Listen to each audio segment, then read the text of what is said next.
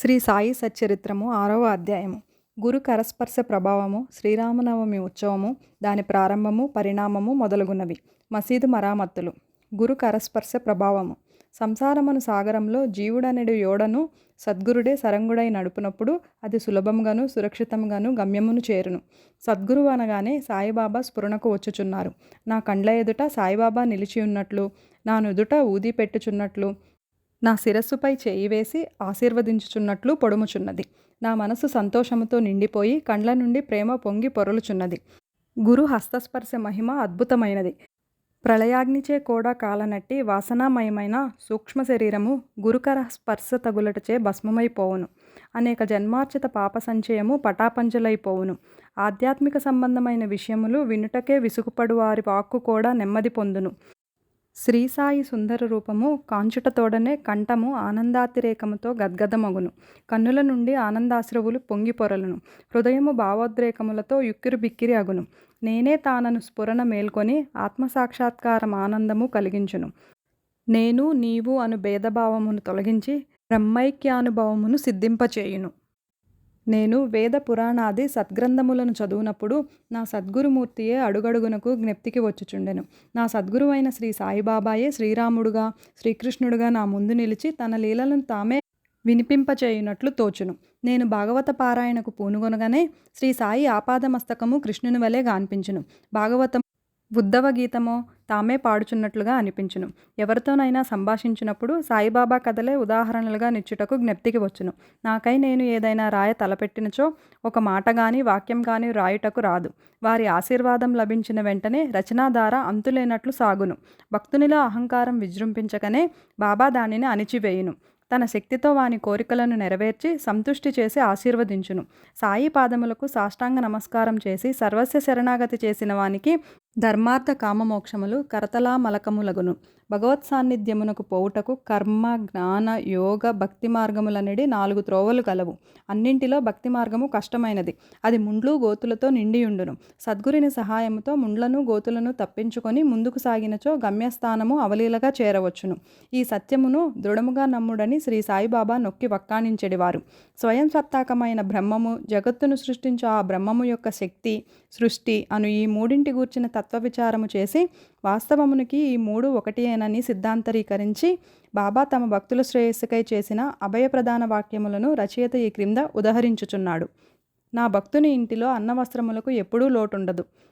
నా యందే మనసు నిలిపి భక్తి శ్రద్ధలతో మనఃపూర్వకంగా నన్నే ఆరాధించు వారి యోగక్షేమములను నేను చూసెదను. కావున వస్త్రాహారముల కొరకు ప్రయాసపడవద్దు.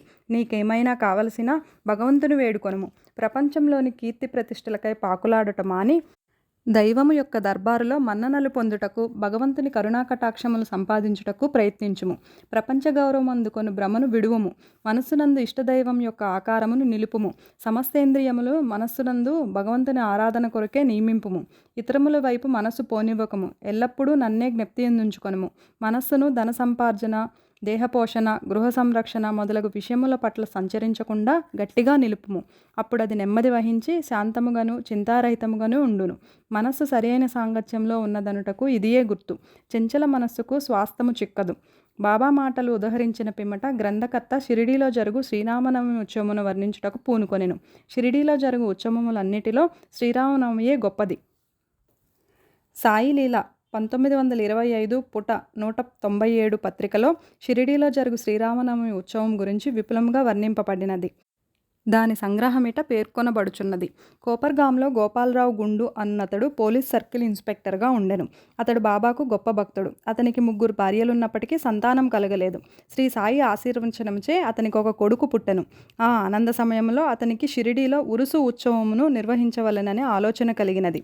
ఉరుసు అనగా సమాధి చెందిన మహ్మదీయుల మహాత్ముల దర్గాల వద్ద ఏటేటా భక్తులు జరుపుకొను ఆరాధనోత్సవము. గోపాలరావు తన ఆలోచనను తాత్యా కోతే పాటీలు, దాదా కోతే పాటీలు, మాధవరావు దేశపాండే తదితర తక్కిన సాయి భక్తుల ముందుంచెను. వారంతా దీనిని ఆమోదించిరి. బాబా ఆశీర్వాదమును అనుమతిని పొందిరి. ఇది 1897లో జరిగెను. ఉరుసు ఉత్సవం జరుపుకోవడానికి జిల్లా కలెక్టర్ అనుమతికై దరఖాస్తు పెట్టిరి. గ్రామ కులకర్ణి దానిపై ఏదో వ్యతిరేకంగా చెప్పినందున అనుమతి రాలేదు. కానీ బాబా ఆశీర్వదించి ఉండుటచే మరలా ప్రయత్నించగా వెంటనే అనుమతి వచ్చెను. బాబా సలహాను అనుసరించి ఉరుసు ఉత్సవమును శ్రీరామనవమి నాడు చేయుటకు నిశ్చయించిరి.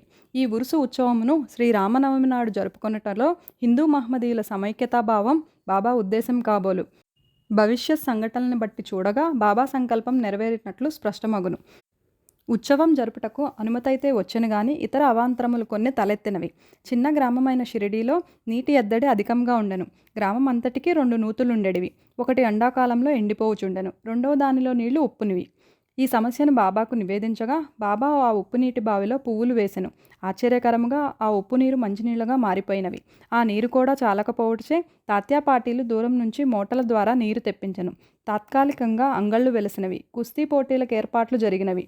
గోపాలరావు గుండునకు ఒక మిత్రుడు గలడు. వాని పేరు దాము అన్నా కాసర్. అతనిది అహ్మద్ నగరు. అతనికి 2 భార్యలున్నప్పటికీ సంతానం లేకుండెను. అతనికి కూడా బాబా ఆశీర్వాదంచే పుత్ర సంతానం కలిగెను. ఉత్సవం కొరకు ఒక జెండా తయారు చేయించవలెనని గోపాలరావు అతనికి పురమాయించెను. అటులనే నానాసాహెబ్ నిమోన్ కొరకు ఒక నగిషీ జెండా తెమ్మని కోరెను. ఈ 2 జెండాలను ఉత్సవముతో తీసుకొని పోయి మసీదు 2 మూలలందు నిలబెట్టిరి. ఈ పద్ధతి ఇప్పటికినీ అవలంబించుచున్నారు. బాబా తాము నివసించిన ఈ మసీదును ద్వారకామాయి అని పిలిచెడివారు.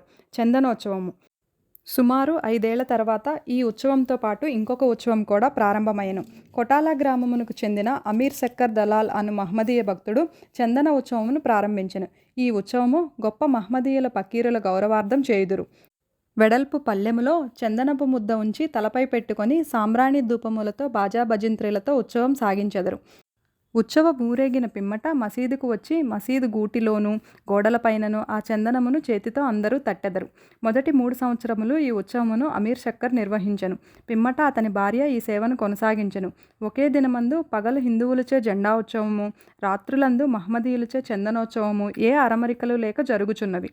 ఏర్పాట్లు షిరిడీలో జరుగు శ్రీరామనవమి ఉత్సవము బాబా భక్తులకు ముఖ్యమైనది, పవిత్రమైనది. భక్తులందరూ వచ్చి ఈ ఉత్సవంలో పాల్గొనుచుండిరి. బయట ఏర్పాట్లన్నయూ తాత్యాకోతే పాటీలు చూచుకొనిడివారు.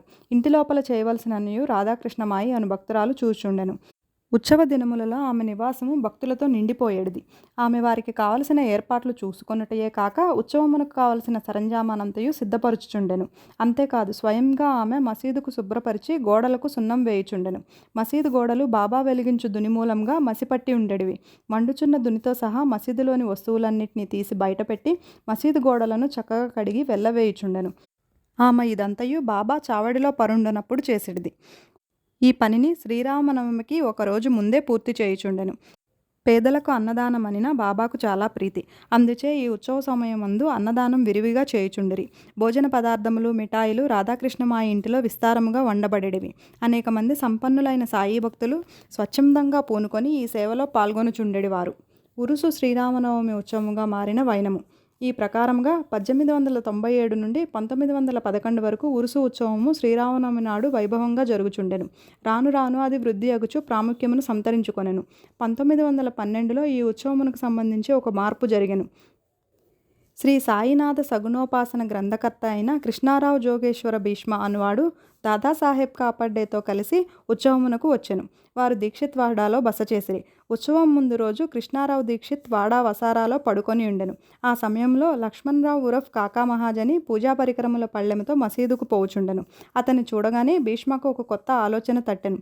వెంటనే కాకా మహాజని దగ్గరకు పిలిచి అతనితో ఉరుసు ఉత్సవమును శ్రీరామనవమి నాడు చేయమనుటలో భగవద్ ఉద్దేశం ఏదో ఉండవచ్చును. శ్రీరామనవమి హిందువులకు చాలా ముఖ్యమైన పర్వదినము కనుక ఈ దినమందు రామజన్మోత్సవము ఏల జరపకూడదు అని అడిగాను. కాకా మహాజనికి ఆ ఆలోచన బాగా నచ్చినది. తమ సంకల్పమును బాబా అనుమతి సంపాదించుటకు ఆయత్తమైరి. కానీ భగవత్ సంకీర్తన చేయుటకు అంత తక్కువ వ్యవధిలో హరిదాసును సంపాదించుట కష్టము. ఈ సమస్యను కూడా తుదకు భీష్మయే పరిష్కరించెను. ఎట్లనా అతని వద్ద రామాఖ్యానమును శ్రీరాముని చరిత్ర సిద్ధంగా ఉండుటచే అతడే దానిని సంకీర్తన చేయుటకు కాకా మహాజని హార్మోనియం వాయించుటకు తీర్మానించిరి. చక్కెరతో కలిపిన సొంటిగుండ ప్రసాదము రాధాకృష్ణమాయి చేయుటకు ఏర్పాటయ్యను. బాబా అనుమతి పొందుటకై వారు మసీదు చేరిరి. సర్వజ్ఞుడైన బాబా వాడాలో ఏమి జరుగుచున్నదని మహాజనిని ప్రశ్నించెను. బాబా అడిగిన ప్రశ్నలోని అంతరార్థమును మహాజని గ్రహించలేక ఏమీ జవాబివ్వక మౌనంగా ఉండెను. బాబా అదే ప్రశ్న భీష్మను అడిగాను. అతడు శ్రీరామనవమి ఉత్సవము చేయవలెనన్న తమ ఆలోచనను బాబాకు వివరించి అందులకు బాబా అనుమతి ఇవ్వవలెనని కోరెను. బాబా వెంటనే ఆశీర్వదించెను. అందరూ సంతసించి రామజయంతి ఉత్సవమునకు సంసిద్ధులైరి. ఆ మరుసటి దినం మసీదు అలంకరించిరి. రాధాకృష్ణమాయి ఒక ఊయలనిచ్చెను. దానిని బాబా ఆసనం ముందు వేలాడగట్టిరి. శ్రీరామ జన్మోత్సవం వేడుక ప్రారంభమయ్యెను. భీష్ముడు కీర్తన చెప్పుటకు లేచెను. మహాజని హార్మోనియం ముందు కూర్చునెను. అప్పుడే లెండి నుండి మసీదుకు వచ్చిన బాబా అదంతయు చూచి మహాజనిని పిలిపించెను. రామజన్మోత్సవం జరుపుటకు బాబా ఒప్పుకొనునో లేదో ఏమగునో అని జంకుతూ అతడు బాబా వద్దకు వెళ్ళెను. అది అంతయు ఏమని, అక్కడ ఊయల ఎందుకు కట్టిరని బాబా అతనిని అడిగెను. శ్రీరామనవమి మహోత్సవం ప్రారంభమైనదనియో అందులకై ఊయల కట్టిరనియో అతడు చెప్పెను. బాబా మసీదులో నుండి భగవంతుని నిర్గుణ స్వరూపమును సూచించు నింబారు నుండి 2 పూలమాలలు తీసి ఒకటి మహాజని మెడలో వేసి ఇంకొకటి భీష్మకు పంపెను. హరికథ ప్రారంభమయ్యెను. రామకథా సంకీర్తనం ముగియగానే బాజాభజంత్రీల ధ్వనుల మధ్య శ్రీరామచంద్రమూర్తికి జై అని జయ జయధ్వానములు చేయుచు పరమోత్సాహముతో అందరూ ఒకరిపైన ఒకరు గులాల్ చల్లుకొనిరి. అంతలో ఒక గర్జన వినపడెను. భక్తులు చల్లుకొనిచుండిన గులాల్ ఎటులనో పోయి బాబా కంటిలో పడెను. బాబా కోపంతో బిగ్గరగా తిట్టుట ప్రారంభించెను. ఇది చూచి చాలామంది భయంతో పారిపోయిరి. కానీ బాబా యొక్క సన్నిహిత భక్తులు మాత్రం అవన్నీయు తిట్ల రూపంగా బాబా తమకిచ్చిన ఆశీర్వాదములని గ్రహించి కదలక అక్కడే ఉండిరి. శ్రీరామజయంతి నాడు రావణుడనే అహంకారాది అరిషడ్వర్గములను సంహరించుటకు శ్రీ సాయి రూపంలోనున్న శ్రీరాముడు ఆగ్రహించుట సహజమే కదా అని భావించిరి. షిరిడీలో ఏదైనా క్రొత్తది ప్రారంభించినప్పుడల్లా బాబా కోపగించుట ఒక రివాజు. దీనిని తెలిసిన వారు గమ్మున ఊరకుండిరి. తమ ఊయలను బాబా విరుచునను భయంతో రాధాకృష్ణమాయి మహాజనిని పిలిచి ఊయలను తీసుకొని రమ్మనెను. మహాజని పోయి దానిని విప్పుచుండగా బాబా అతని వద్దకు పోయి ఊయలను తీయవలదని చెప్పెను. కొంతసేపటికి బాబా శాంతించెను. ఆనాటి మహాపూజ, హారతి మొదలగునవి ముగిసెను. సాయంత్రం మహాజని పోయి ఊయలను విప్పుచుండగా ఇంకనూ దాని అవసరం ఉన్నదని కనుక దానిని విప్పవద్దని బాబా అతనిని వారించెను. రామనవమి మరుసటి దినమున జరుపు గోపాలకాలోత్సవంతో కానీ ఉత్సవం పూర్తి కాదని విషయం అప్పుడు భక్తులకు స్మరించెను. మరునాడు శ్రీకృష్ణ జననం నాడు పాటించు కాలాహండి అను ఉత్సవం జరిపిరి. కాలాహండి అనగా నల్లని కుండలో అటుకులు, పెరుగు, ఉప్పు, కారం కలిపి వేలాడగట్టెదరు. హరికథ సమాప్తమైన పిమ్మట దీనిని కట్టెతో పగలగొట్టెదరు. రాలిపడిన అటుకులను భక్తులకు ప్రసాదంగా పంచిపెట్టెదరు. శ్రీకృష్ణ పరమాత్ముడు ఈ మాదిరిగానే తన స్నేహితులకు గొల్లపిల్లవాండ్రకు పంచిపెట్టుచుండెను. ఆ మరుసటి దినము ఇవన్నీ పూర్తి అయిన పిమ్మట ఊయలను విప్పుటకు బాబా సమ్మతించెను. శ్రీరామనవమి వేడుకలు ఈ విధంగా జరిగిపోచుండగా పగటివేళ పతాకోత్సవము, రాత్రియందు చందనోత్సవం కూడా యథావిధిగా జరిగినవి. ఈ విధంగా ఆనాటి నుండి ఉరుసు ఉత్సవము శ్రీరామనవమి ఉత్సవంగా మారెను. 1913 నుండి శ్రీరామనవమి ఉత్సవంలో అంశయములు క్రమక్రమంగా హెచ్చినవి. చైత్ర పాడ్యం నుంచి రాధాకృష్ణమాయి నామసప్తాహం ప్రారంభించుచుండెను. భక్తులందరూ వంతుల వారీగా వచ్చి అందులో పాల్గొనుచుండిరి. ఒక్కొక్కప్పుడు రాధాకృష్ణమాయి కూడా వేకువజామునే భజనలో చేరుచుండెను. శ్రీరామనవమి ఉత్సవములు దేశమంతటా జరుగుటచే హరికథ కాలక్షేపం చేయు హరిదాసులు దొరుకుట దుర్లభంగా ఉండెను. శ్రీరామనవమికి 5-6 రోజుల ముందు ఆధునిక తుకారాం అని పిలువబడు బాలబువా మౌలి అను సంకీర్తనాకారుడు కాకామహాజన్ని యాదృచ్ఛికంగా తటస్థించినది. శ్రీరామనవమి నాడు సంకీర్తన చేయుటకు మహాజని అతనిని షిరిడీకి తోడ్కొని వచ్చెను. ఆ మరుసటి సంవత్సరం కూడా అనగా 1914లో తన స్వగ్రామమైన సతార్ జిల్లా బృదక్ సిద్దకవటే గ్రామంలో ప్లేగు వ్యాపించి ఉండుట చేత బాలబువా సతార్కర్ సంకీర్తన కార్యక్రమము లేక ఖాళీగా ఉండెను. కాకాసాహెబ్ దీక్షిత్ ద్వారా బాబా అనుమతి పొంది అతడు షిరిడీ వచ్చి హరికథా సంకీర్తనం చేసెను. బాబా అతనిని తగినట్లు సత్కరించెను. 1914 సంవత్సరంలో ప్రతి సంవత్సరం శ్రీరామనవమి నాడు షిరిడీలో సంకీర్తన చేయు బాధ్యతను శ్రీ దాసగను మహారాజునకు బాబా అప్పగించుట ద్వారా ఏటేటా ఒక కొత్త హరిదాసును పిలుచు సమస్య శాశ్వతంగా పరిష్కరించబడెను. 1912 నుండి ఈ ఉత్సవమును రాను వృద్ధి పొందుచుండెను. చైత్రశుద్ధ అష్టమి మొదలు ద్వాదశి వరకు షిరిడి తేనెతుట్టవలే ప్రజలతో కిటకిటలాడుచుండెను. అంగళ్ల సంఖ్య పెరిగిపోయెను. కుస్తీ పోటీలలో అనేక మంది ప్రముఖ మల్లులు పాల్గొనుచుండెను. పేదలకు అన్న సంతర్పణ విరివిగా జరుగుచుండెను. రాధాకృష్ణమాయి కృషిచే షిరిడి ఒక సంస్థానంగా రూపొందెను. వివిధమైన హంగులు, అలంకారములు పెరిగినవి. అలంకరింపబడిన గుర్రము, పల్లకి, రథము, పాత్రలు, వెండి సామానులు, బాల్టీలు, వంటపాత్రలు, పటములు, నిలువుటద్దములు మొదలగునవి బహుకరింపబడెను. ఉత్సవమునకు ఏనుగులు కూడా వచ్చెను. ఇవన్నీ ఎంత హెచ్చించినప్పటికీ సాయిబాబా వీనిని మాత్రం లక్ష్యపెట్టక యథాపూర్వం నిరాడంబరులై ఉండేవారు. ఈ ఉత్సవంలో గమనించవలసిన ముఖ్య విషయమేమన్నా, హిందువులు, మహ్మదీయులు ఎట్టి అరమరికలు లేక కలిసిమెలిసి ఉత్సవంలో పాలు పంచుకొనేవారు. ఈనాటి వరకు ఎటువంటి మత కలహములు షిరిడీలో తలెత్తలేదు. మొదట 5,000 నుండి 7,000 వరకు యాత్రికులు వచ్చేవారు. క్రమంగా ఈ సంఖ్య 75,000కు పెరిగినది. అంత పెద్ద సంఖ్యలో జనులు గుమిగూడినప్పటికీ ఎన్నడూ అంటువ్యాధులు గాని, అల్లర్లు గాని సంభవించలేదు. మసీదుకు మరామత్తులు. గోపాలరావు గుండునకు ఇంకొక మంచి ఆలోచన తట్టెను. ఉరుసు ఉత్సవమును ప్రారంభించిన విధముగానే మసీదును తగినట్లుగా తీర్చిదిద్దవలెనని నిశ్చయించుకొనెను. మసీదు మరామత్తు చేయ నిమిత్తమై రాళ్లను తెప్పించి చెక్కించెను. కానీ ఈ పని బాబా అతనికి నియమింపలేదు. నానాసాహెబ్ చందోర్కర్కు ఈ సేవ లభించినదే. రాళ్లతాపన కార్యము కాకాసాహెబ్ దీక్షిత్కు వినియోగింపబడెను. మసీదుకు మరామత్తులు చేయుట మొదట బాబాకి ఇష్టం లేకుండెను. కానీ భక్తుడగు మహల్సాపతి కల్పించుకొని ఎటులనో బాబా అనుమతిని సాధించెను. బాబా చావడిలో పండుకున్న ఒక్క రాత్రిలో మసీదు నేలను చక్కని రాళ్లతో తాపన చేయుట ముగించిరి. అప్పటి నుండి బాబా గోనెగుడ్డపై కూర్చునుట మాని చిన్న పరుపు మీద కూర్చుండువారు. గొప్ప వ్యయ ప్రయాసాలతో 1911 సంవత్సరంలో సభామండపం పూర్తి అయినది. మసీదు ముందున్న జాగా చాలా చిన్నది, సౌకర్యంగా లేకుండెను. కాకాసాహెబ్ దీక్షిత్ దానిని విశాలపరిచి పైకప్పు వేయదలిచెను. ఎంతో డబ్బు పెట్టి ఇనుప స్తంభములను మొదలుగున్నవి తెప్పించి పని ప్రారంభించెను. రాత్రి అంతయు శ్రమపడి స్తంభములు నాటెడివారు. మరుసటి దినం ప్రాతకాలమునే బాబా చావడి నుండి వచ్చి అది అంతయు చూచి కోపముతో వానిని పీకి పారవేచెడివారు. ఒకసారి బాబా మిక్కిలి కోపోద్దితుడై నాటిన ఇనుప స్తంభమును ఒక చేతితో పెకిలించుచు రెండవ చేతితో తాత్యా పాటిల్ పీకను పట్టుకొనెను. తాత్యా తలపాగాను బలవంతంగా తీసి అగ్గిపుల్లతో నిప్పంటించి ఒక గోతిలో పారవేచెను. బాబా నేత్రములు నిప్పు కణముల వలె వెలుగుచుండెను. ఎవరికినీ బాబా వైపు చూచుటకు కూడా ధైర్యం చాలకుండెను. అందరూ భయకంపితులైరి. బాబా తన జేబులో నుంచి ₹1 తీసి అటువైపు విసిరెను. అది శుభ సమయమందు చేయు ఆహుతి వలె కనపడెను. తాత్యా కూడా చాలా భయపడెను. తాత్యాకేమి జరుగుచున్నదో ఎవరికీ ఏమీ తెలియకుండెను. కల్పించుకొని బాబా పట్టు నుండి తాత్యాను విడిపించుటకి ఎవరికీ ధైర్యం చాలలేదు.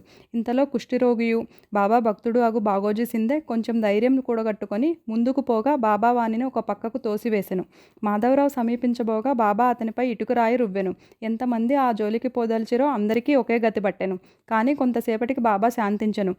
ఒక దుకాణదారుని పిలిపించి వాని వద్ద నుంచి ఒక నగిషీ జరీపాగాను కొని తాత్యాను ప్రత్యేకంగా సత్కరించుటకా అన్నట్లు దానిని స్వయంగా తాత్యా తలకు చుట్టెను. బాబా యొక్క ఈ వింత చర్యను చూసిన వారెల్లరూ ఆశ్చర్య నిమగ్నులైరి. అంత త్వరలో బాబాకి ఎట్లు కోపం వచ్చెను? ఎందుచేత ఈ విధంగా తాత్యాను శిక్షించెను?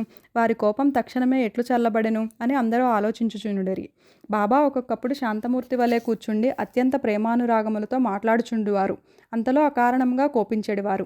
అటువంటి సంఘటనలు అనేకములు కలవు. కానీ ఏది చెప్పవలనన్న విషయం తేల్చుకొనలేకున్నాను. అందుచే నాకు జ్ఞాపకం వచ్చినప్పుడల్లా ఒక్కొక్కటి చెప్పెదను. 6వ అధ్యాయం సంపూర్ణము. ఓం నమో సాయినాథాయ.